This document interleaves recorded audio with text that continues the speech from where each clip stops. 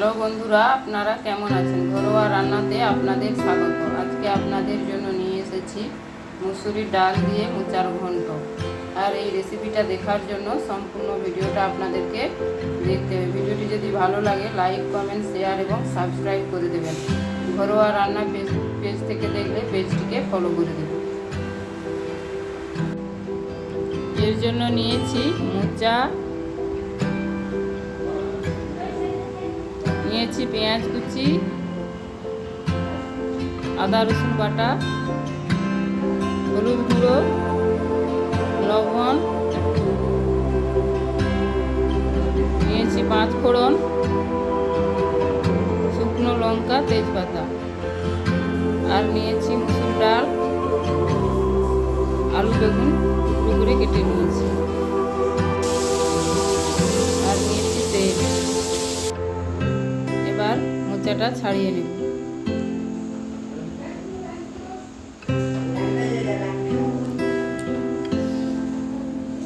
দেখুন বন্ধুরা, মোচাটা ছাড়িয়ে নিচ্ছি।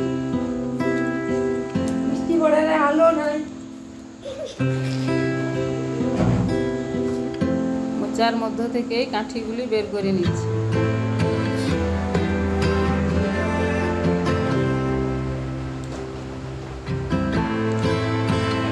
এভাবে কাঠিগুলি বের করে নিচ্ছি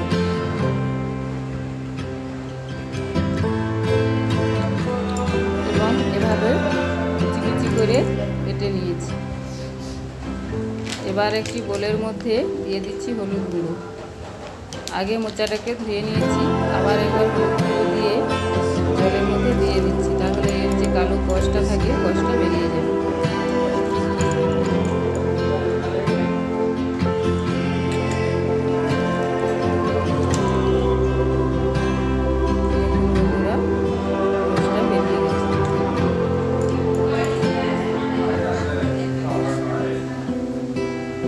এবার কড়াইতে দিয়ে দিচ্ছি জল।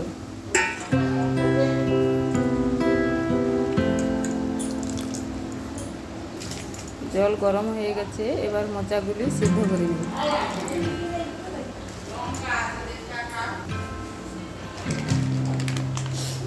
মোচার মধ্যে দিয়ে দিচ্ছি সামান্য হলুদ,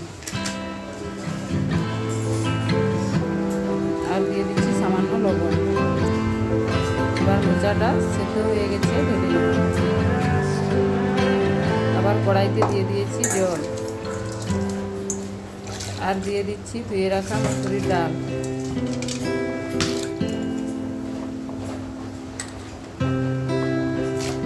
এবার দিয়ে দিচ্ছি কেটে রাখা আলু বেগুন। জলটা একটু হালকা গরম হলে আলু বেগুন দিতে হবে, না হলে বেগুনগুলো সেদ্ধ হবে। দিয়ে দিচ্ছি হলুদ গুঁড়ো,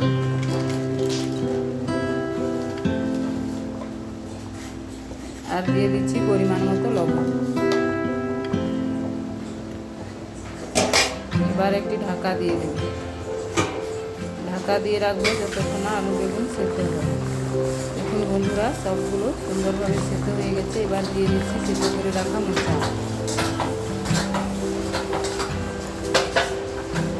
এবার সবগুলো ভালো করে সেদ্ধ হয়ে গেছে। এবার কড়াইতে দিয়ে দিয়েছি তেল। এবার শুকনো লঙ্কাগুলি ভেজে নিই।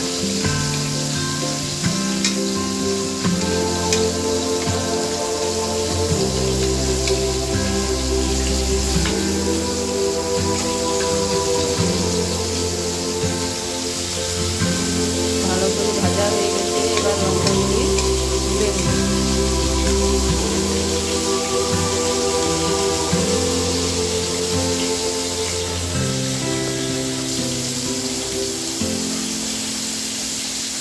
ওই তেলের মধ্যে দিয়ে দিচ্ছি 5 ফোড়ন, আর দিয়ে দিচ্ছি তেজপাতা।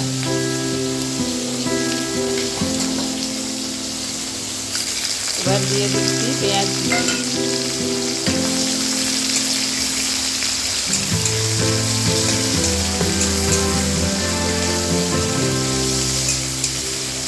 পেঁয়াজটা ভালো করে ভাজা হয়ে গেছে।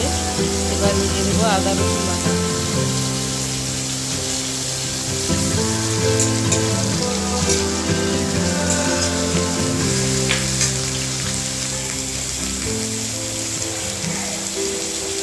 আদা রসুন পেঁয়াজ সবগুলো ভালো ভাজা হয়ে গেছে।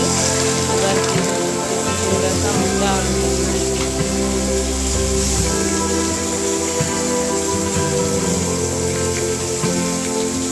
এবার ভেজে রাখা লঙ্কাগুলো ভালো করে দিয়ে দিয়েছি। দিয়ে দিচ্ছি জিরের গুঁড়ো।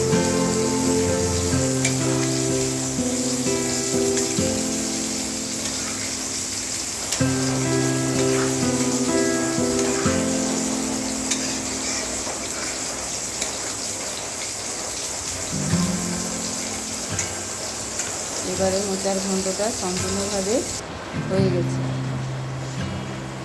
এবার ঢেলে নিয়েছি। পুরো ভিডিওটা দেখার জন্য ধন্যবাদ।